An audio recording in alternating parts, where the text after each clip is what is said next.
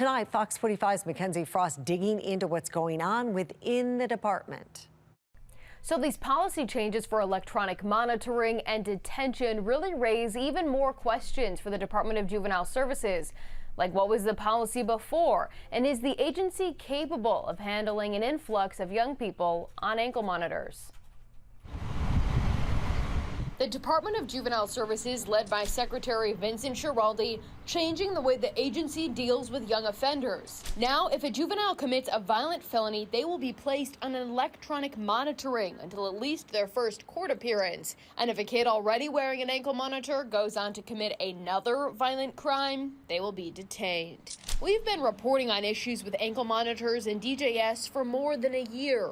Tristan Jackson, one of the suspects in the Brooklyn Day mass shooting, wearing an ankle monitor when gunfire erupted at the block party.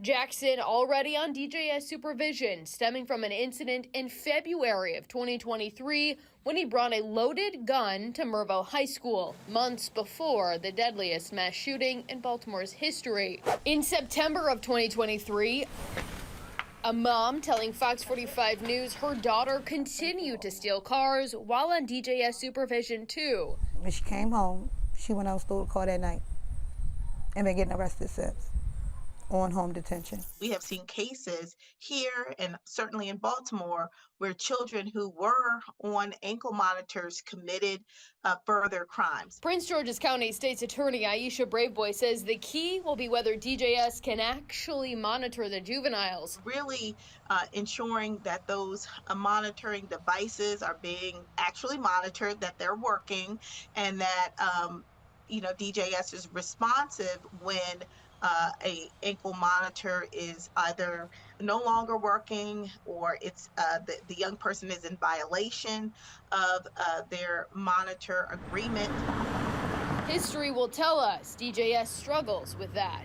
They're not complying with the terms that have been imposed. Roya Hanna, a Baltimore area defense attorney, previously told Fox 45 News DJS staffing and consequences often fall short. They can go out, they can do whatever they want, behave any kind of way, and maybe they'll get a stern talking to for 10 or 15 minutes. That's not going to teach them anything. I am happy to see any types of changes. Baltimore City's top prosecutor Ivan Bates on Fox 45 Morning News Wednesday. Bates says while DJS's policy changes are welcome, he questions what the policy was before when a young offender was wearing an ankle monitor and commits another crime.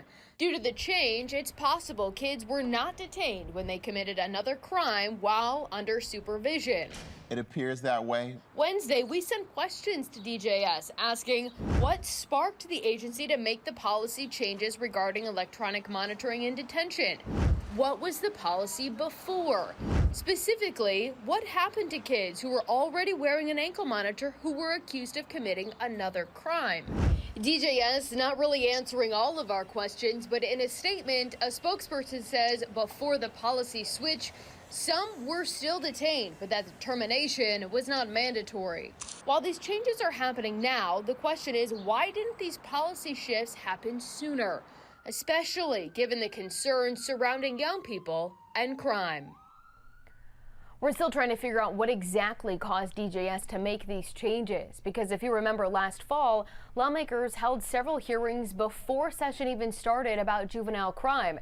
And then when session did begin earlier this year, they spent most of the 90 days debating juvenile crime policy. Yet overnight, it seems like DJS made these policy changes which could have come even earlier. We're in the newsroom. Mackenzie Frost, Fox 45 News. I'm Kai Jackson. Thank you for watching. Here's another video to watch. Also, please take a moment to subscribe to our channel.